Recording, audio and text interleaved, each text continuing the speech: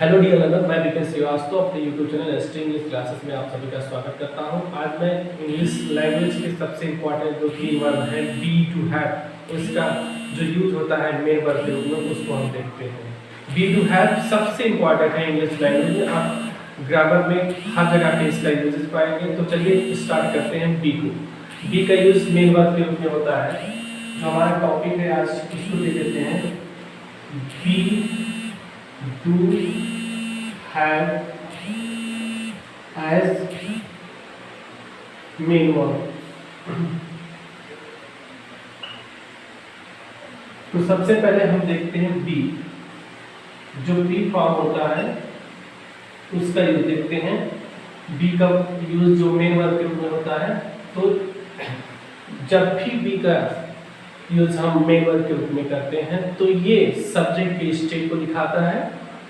Subject के state को दिखाने का मतलब यह है कि इसका यूज हम is am are was were और बी के रूप में जब करते हैं, बी खुद जब मेन वर्ब के रूप में यूज होता है तो ये लिंकिंग वर्ब कहलाता है। और ऐसी स्थिति में क्या करता है, ये जो लिंकिंग वर्ब होता है उस सब्जेक्ट को और उसके बाद उसके जो कॉम्प्लीमेंट है, सब्जेक्ट के कॉम्प्लीमेंट, उसको जोड़ता है। तो सबसे पहले हम बी का जो फॉर्म होता है उसको देखते हैं।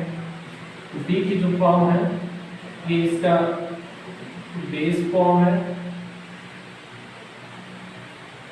बी का बेस फॉर्म है। इसके बाद फर्स्ट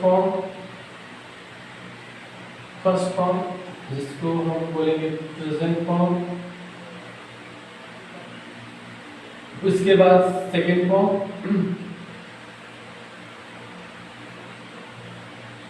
जिसको पास्ट फॉर्म कहेंगे। सेकेंड फॉर्म फर्स्ट फॉर्म होगा। उसके बाद जो थर्ड फॉर्म होगा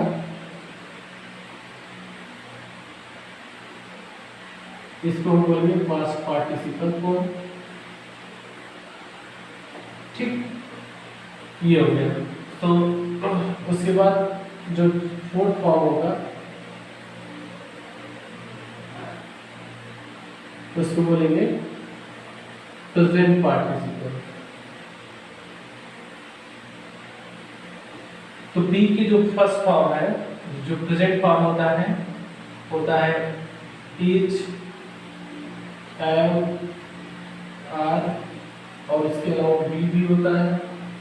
पास्ट फॉर्म वाज वर। इसके बाद थर्ड फॉर्म बीइंग, और इसके बाद जो इसका फोर्थ फॉर्म होता है वो होता है बीइंग। ये प्रेजेंट फॉर्म है। First form present form, second form past form, third form आपका जो होता है पास्ट पार्टिसिपल फॉर्म, और fourth form present participle form. तो कुल मिला के जब बी का प्रयोग मेन वर्ब के रूप में होता है तो ये सब्जेक्ट के स्टेट को एक्सप्रेस करता है, सब्जेक्ट के स्टेट को बताता है। और सबसे बड़ी बात कि जब भी बी का use as a main verb होता है, is am are was were या बी, तो ये सब इसका यूज हम इस इंडेफिनिट टेंस में करते हैं। जैसे हम देखते हैं, सबसे पहले देखते हैं कि be when be is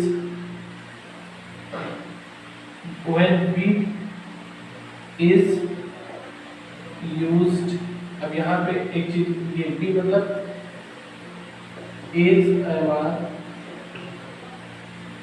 was वर,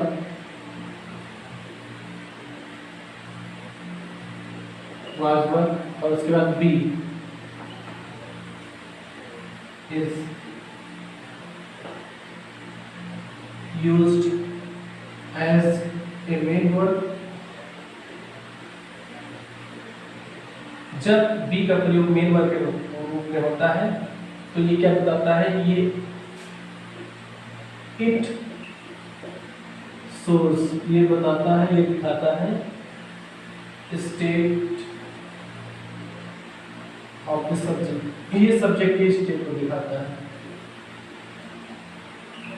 जब भी बी का प्रयोग, जो बी फॉर्म है, बी फॉर्म का मतलब ये is am are was were या फिर बी का प्रयोग जब भी मेन वर्ब के रूप में होता है तो ये सब्जेक्ट के स्टेट को दिखाता है। जैसे I am a teacher, I am a teacher, यहाँ पे क्या है, सब्जेक्ट का स्टेट है आई एम टीचर। यहाँ पे कोई एक्शन नहीं हो रहा है, बी का प्रयोग मेन वर्ब के रूप में हो रहा है, बी की फॉर्म का आई एम ए टीचर। तो ये प्रेजेंट स्टेट है, प्रेजेंट इंडेफिनिट टेंस है। उसके बाद अगर यहीं पे मैं लिखूं I was a teacher, I was a teacher, तो ये हमारा पास्ट इंडेफिनिट टेंस हो जाएगा आई वाज ए टीचर। अगर हम फ्यूचर की बात करेंगे तो I will be a teacher, I will be a teacher, ये हमारा फ्यूचर टेंस हो जाएगा। I will be a teacher या आई शैल बी अ टीचर, कुछ भी हम लिख सकते हैं। तो कुल मिला के जो बी फॉर्म होता है, जब इसका यूज हम एज ए मेन वर्ब के रूप में करेंगे तो ये सब्जेक्ट के स्टेट को बताता है। सब्जेक्ट के स्टेट का मतलब ये है कि बी फॉर्म ऐसे लिंकिंग वर्ब के रूप में काम करता है, और ये लिंकिंग वर्ब का फंक्शन ही होता है सब्जेक्ट को कॉम्प्लीमेंट से जोड़ता है। कॉम्प्लीमेंट हमेशा हमारा सब्जेक्ट या फिर ऑब्जेक्ट का डिस्क्रिप्शन होता है। जैसे यहाँ पे ये जो कॉम्प्लीमेंट है ये सब्जेक्ट का डिस्क्रिप्शन है, तो ये सब्जेक्ट कॉम्प्लीमेंट होता है। तो इस चीज को हमेशा समझना है, जब भी बी का प्रयोग जब भी बी फॉर्म जो होता है उसका प्रयोग हम एज ए मेन वर्ब के रूप में करते हैं तो ये सब्जेक्ट के स्टेट को बताता है। तो ये स्टेट सब्जेक्ट के स्टेट को बताता है, इस चीज को आपको समझना है।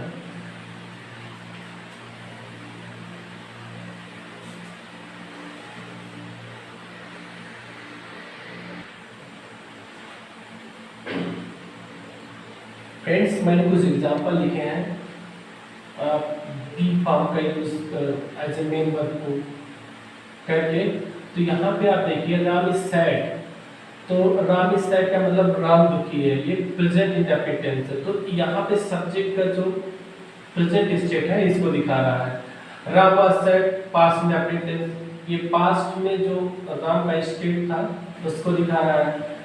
ये जो वाज का प्रयोग हमने एज ए मेन वर्ब किया है। अब यहाँ पे बी का, क्योंकि फ्यूचर टेंस है, फ्यूचर इंडेफिनिट टेंस में हम मॉडल्स का प्रयोग एज ए हेल्पिंग वर्ब करते हैं, तो यहाँ पे बी फॉर्म का भी हमको यूज करना पड़ेगा। यहाँ पे हम was verb is am are का प्रयोग फ्यूचर इंडेफिनिट टेंस में एज ए मेन वर्ब नहीं कर सकते, वहाँ पे बी का ही यूज करना पड़ेगा, क्योंकि मॉडल के साथ हमेशा वो बेस फॉर्म का प्रयोग होता है।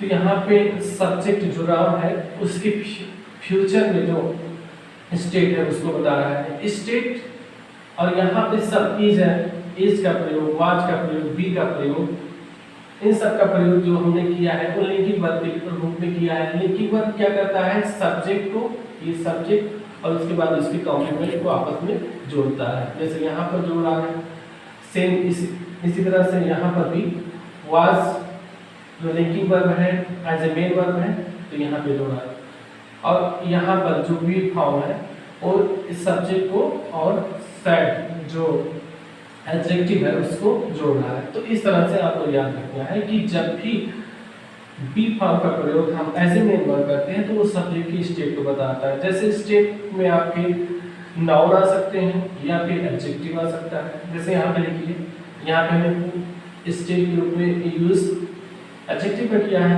यहाँ पे जो सब्जेक्ट का स्टेट बता रहा है उसका प्रयोग हम नाउन के रूप में हमने इसको किया है। जैसे यहाँ पे ये सब्जेक्ट है, सब्जेक्ट का स्टेट क्या है, स्टेट स्टूडेंट्स है, ये प्रेजेंट का स्टेट है, ये पास्ट का स्टेट है, ये फ्यूचर का स्टेट है। और यहाँ पे लिंकिंग वर्ब के बाद जो कॉम्प्लीमेंट का यूज हुआ है वो कॉम्प्लीमेंट हमारा यहाँ पे नाउन है, यहाँ पे एडजेक्टिव था। तो कुल मिला के आपको हमेशा ये चीज याद रखना है, कभी भी जब बी फॉर्म का प्रयोग is am are was were या खुद बी का प्रयोग एज ए मेन वर्ब होता है तो सब्जेक्ट की स्टेट को दिखाता है। इसके अलावा जो बी का आईएनजी फॉर्म होता है बीइंग, उसका प्रयोग हम रेयरली करते हैं, जनरली उसका यूज नहीं किया जाता है। और जब भी अगर उसका यूज हम करते भी हैं तो उस स्टेट की चेंज को दिखाता है। यानी कि जैसे मैं कहूँ आई एम बीइंग ड्यूड, तो इसका मतलब ये है कि मैं रूड हो रहा हूँ, रूखा हो रहा हूँ। तो इसका मतलब ये है कि मैं पहले रूखा नहीं था, लेकिन मेरा व्यवहार, जो मेरा बिहेवियर है, इसमें परिवर्तन आ रहा है, तो अब मैं धीरे धीरे रूखा हो रहा हूँ। तो इस तरह से आपको समझना है। तो हमेशा आप याद रखिएगा कि कभी भी जब भी का यूज हम फ्यूचर में, प्रेजेंट में या फिर पास्ट में एज ए मेन वर्ब करते हैं तो उस सब्जेक्ट की स्टेट को दिखाता है। सब्जेक्ट का स्टेट हमारा एडजेक्टिव हो सकता है या फिर नाउन हो सकता है, और इसे हम एज ए कॉम्प्लीमेंट कंसीडर करते हैं।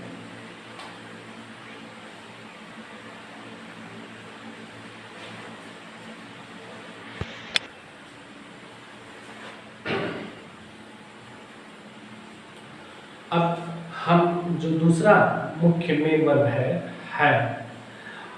इसका जब use as a main verb करते हैं तो ये सब्जेक्ट की पोजीशन को दिखाता है। पोजीशन का मतलब जैसे मैं कहूँ मेरे पास एक कार है, तो यहाँ पे सब्जेक्ट की पोजीशन को बता रहा है। तो ऐसी स्थिति में जब हैव का प्रयोग हम एज ए मेन वर्ब करते हैं, हैव का प्रयोग कहने का मतलब ये हुआ, हैव के जितने फॉर्म है, एक प्रेजेंट फॉर्म हो गया, हैव, हैज, हैड, ये हैव हैज प्रेजेंट फॉर्म हो गया, एक पास्ट फॉर्म हो गया, एक फ्यूचर फॉर्म हो गया। तो जब भी हम ऐसा करते हैं, इसको मेन वर्ब के रूप में यूज करते हैं, तो ये सब्जेक्ट के पोजीशन को बताता है। तो कुल मिलाकर के जैसे मैं एक सेंटेंस लिखूं कि आई हैव ए कार, यहाँ पे जो सब्जेक्ट है आई, हैव मेन वर्ब है और एक कार इसका ऑब्जेक्ट है। तो यहाँ पे सब्जेक्ट की पोजीशन को बता रहा है, सब्जेक्ट का अधिकार किस पे है, इस कार पे है। चूंकि प्रेजेंट में इसका यूज हुआ है तो इसको हम प्रेजेंट इंडेफिनिट टेंस कहेंगे, और सिंगुलर, थर्ड पर्सन सिंगुलर के साथ हम हैज का प्रयोग करेंगे। जैसे अगर सी होगा, थर्ड पर्सन सिंगुलर है, तो सी हैज ए कार, ये थर्ड पर्सन सिंगुलर है, तो इसके साथ हम यहाँ पे हैज, और ये हैज हमारा मेन वर्ब है, ये सब्जेक्ट है, ऑब्जेक्ट है। वहाँ पे जब बी का बी जो मेन वर्ब होता है उसका, उसके बाद जो कॉम्प्लीमेंट आता है वो सब्जेक्ट के साथ ऐड होता है। और यहाँ पे देखते हैं कि ये जो मेन वर्ब है, इसके बाद ये सब्जेक्ट है, ऑब्जेक्ट है। यानी बी जब मेन वर्ब के रूप में काम करता है तो उसके बाद कॉम्प्लीमेंट आता है, लेकिन जब हैव मेन वर्ब के रूप में काम करता है, हैव के फॉर्म जब मेन वर्ब के रूप में काम करते हैं तो उसके बाद ऑब्जेक्ट आता है। तो यहाँ पे ये ऑब्जेक्ट है, कॉम्प्लीमेंट नहीं है। तो कहने का मतलब ये है कि जब भी हैव का प्रयोग मेन वर्ब के रूप में होता है तो ये सब्जेक्ट की पोजीशन को शो करता है। सब्जेक्ट का पोजीशन, जैसे मैं लिखूं पोजीशन कहूं या फिर रिलेशन कहूं, जैसे राम हैज 2 ब्रदर्स, तो यहाँ पे हम चाहे रिलेशन कहें या फिर पोजीशन कहें, तो राम हैज 2 ब्रदर्स यानी कि राम के 2 भाई हैं, तो यहाँ पे रिलेशन भी एक्सप्रेस हो रहा है। तो कहने का मतलब ये है कि जब भी हैव का प्रयोग मेन वर्ब के रूप में होता है तो चाहे ये या फिर ये सब्जेक्ट के पोजीशन को या फिर सब्जेक्ट के रिलेशन को शो करता है।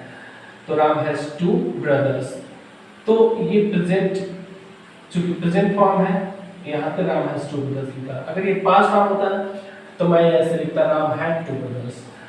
फ्यूचर में जैसे पास्ट फॉर्म अगर लिखा जाता तो इसका क्या होता, राम हैड 2 ब्रदर्स, ये पास्ट फॉर्म हो गया, यानी कि राम के 2 भाई थे। अगर मैं ऐसे लिखूं कि राम के 2 भाई होंगे तो ऐसे लिखना पड़ेगा, राम विल हैव, मान लीजिए मैं ऐसे लिखूं राम के 2 कार होंगी, तो राम विल हैव 2 कार्स। तो इस तरह से हम देखते हैं हैव का प्रयोग जो होता है मेन वर्ब के रूप में जब भी होता है तो ये सब्जेक्ट की पोजीशन को दिखाता है। जब इंट्रोगेटिव बनाते हैं तो इसको इंट्रोगेटिव 2 तरह से बनाया जा सकता है, चाहे जो हैव, हैज या हैड का प्रयोग किया गया है, इसको हम सबसे पहले सब्जेक्ट के पहले लाके इंट्रोगेटिव बना सकते हैं, या फिर सेंटेंस में डू डज डिड का प्रयोग हेल्पिंग वर्ब के रूप में करके भी बना सकते हैं। तो इस तरह से